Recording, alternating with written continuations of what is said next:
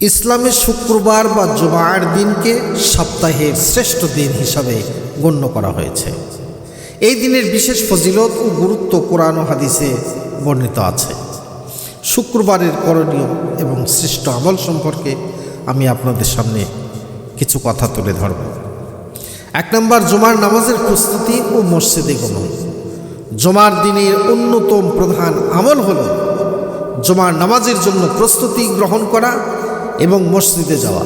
এ বিষয়ে কোরআনে কারীম আল্লাহ পাক বলছেন, ইয়া আইয়ুহাল্লাযীনা আমানু ইযা নুদিয়া লিস-সালাতি মিন ইয়াউমিল জুমআতি ফাসআউ ইলা যিকরিল্লাহি ওয়া যারুল বাই' যালিকুম খায়রুল লাকুম ইন কুনতুম তা'লামুন। হে মুমিনগণ, যখন জুমার দিনে নামাজের জন্য আহ্বান করা হয়, আজান দেওয়া হয়, তখন তোমরা আল্লাহর স্মরণের দিকে ধাবিত হও এবং ক্রয় বিক্রয় পরিত্যাগ করো।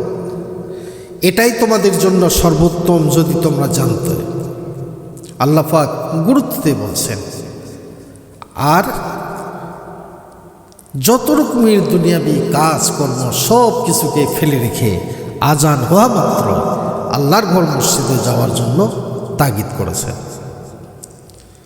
জুমার দিনের সুন্নাত আমল আমি আপনাদের সামনে তুলে ধরছি। গোসল করা। জুমার দিন গোসল করাকে রাসূলুল্লাহ সাল্লাল্লাহু আলাইহি ওয়াসাল্লাম বিশেষভাবে গুরুত্ব দিয়েছেন। অনেকে শীতের সময় আমরা গোসল করি না, গোসল না করি জুমার দিন নামাজ পড়তে যাই না। আপনি গোসল করবেন। উত্তম পোশাক পরা ও সুগন্ধি ব্যবহার করা। পরিষ্কার উত্তম পোশাক পরিধান করা এবং সুগন্ধি ব্যবহার করা মুস্তাহাব। আগে আগে মসজিদে যাওয়া। পায়ে হেঁটে আগে আগে মসজিদে যাওয়ার অনেক ফজিলত। হাদিস শরীফে আসছে, যে ব্যক্তি জুমার দিন আগে মসজিদে যায় সে একটি উট কোরবানি সওয়াব লাভ করেন। সুবহানাল্লাহ। এরপর আগমনকারী পর্যায়ক্রমে গরু, ভেড়া, মুরগি, ডিম সদকা সওয়াব পায়। বুখারী শরীফের হাদিস। মনোযোগ দিয়ে খুতবা শোনা। খুতবা চলাকালীন কথা না বলে মনোযোগ দিয়ে শোনা ওয়াজিব। সূরা কাহাফ তেলাওয়াত করা। জুমার দিনে সূরা কাহাফ তেলাওয়াত করার অনেক ফজিলত রয়েছে। রাসূলুল্লাহ সাল্লাল্লাহু আলাইহি সাল্লাম বলেছেন, মান কারাআ সূরাতুল কাহাফে ফি ইয়াউমিল জুমআতি আদাআ লাহু মিনাল নূরে মা বাইনাল জুমআতাইন। যে ব্যক্তি জুমার দিনে সূরা কাহাফ পাঠ করবে তার জন্য এক জুমা থেকে অপর জুমা পর্যন্ত একটি নূর আলোকিত করে রাখা হবে। সুবহানাল্লাহ। অন্য এক হাদিসে সূরা কাহাফের প্রথম 10 আয়াত মুখস্থ করার ফজিলতে দাজ্জালের ফিতনা থেকে নিরাপদ থাকার কথা বলা হয়েছে। এটাও সহিহ বুখারীর হাদিস। 3 নম্বর, অধিক পরিমাণে দরুদ শরীফ পাঠ করা। জুমার দিন রাসূল পাক সাল্লাল্লাহু আলাইহি সাল্লামের উপর আপনারা বেশি বেশি করে দরুদ শরীফ পাঠ করবেন। আর এই বেশি বেশি করে দরুদ শরীফ পড়ার মধ্যে দিয়ে রাসূল পাক সাল্লাল্লাহু আলাইহি সাল্লামের সঙ্গে মহব্বত পয়দা হবে, ভালোবাসা পয়দা হবে। আর এই দরুদের ওসিলায় জীবনের সব গুনাহ জুমার দিনের ওসিলায় আল্লাহ পাক মাফ করে দিবেন।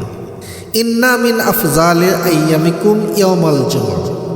তোমাদের দিনগুলোর মধ্যে সর্বোত্তম দিন হলো জুমার দিন। অতএব তোমরা এই দিনে আমার উপর অধিক পরিমাণে দরুদ পাঠ করো, কারণ তোমাদের দরুদ আমার কাছে পেশ করা হয়। আমি আপনাদের সামনে ছোট্ট একটি দরুদের কথা বলছি। আল্লাহুম্মা সাল্লি আলা মুহাম্মাদিন ওয়া আলা আলি মুহাম্মাদ। এই দরুদটা আপনারা বেশি বেশি করে পড়বেন জুমার দিনে। জুমার দিন এলে বেশি বেশি করে আল্লাহ পাকের কাছে দোয়া করবেন। জুমার দিনে একটি বিশেষ মুহূর্ত রয়েছে যখন দোয়া কবুল করা হয়। হাদিসে এসেছে, রাসূলুল্লাহ সাল্লাল্লাহু আলাইহি ওয়াসাল্লাম বলেছেন, ইয়াউমুল জুমআতিস নাতা আশরাতা সাআতা। জুমার দিনের 12টি ঘন্টা রয়েছে। তার মধ্যে এমন একটি সময় আছে যখন কোনো মুসলিম বান্দা আল্লাহর কাছে কিছু প্রার্থনা করলে তিনি তা অবশ্যই কবুল করেন। তোমরা সেই সময়টি আসরের পর শেষ মুহূর্তে অনুসন্ধান করো। রাসূল পাক সাল্লাল্লাহু আলাইহি ওয়াসাল্লাম বলেছেন এই কথা। এই সময়টিতে নিজের এবং সকল মুমিনের জন্য দুনিয়া আখিরাতের কল্যাণ কামনা করার দোয়া করা উচিত।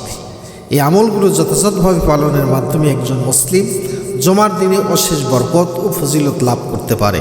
আল্লাহ আমাদের সবাইকে এই আমলগুলো করার তৌফিক দান করুন।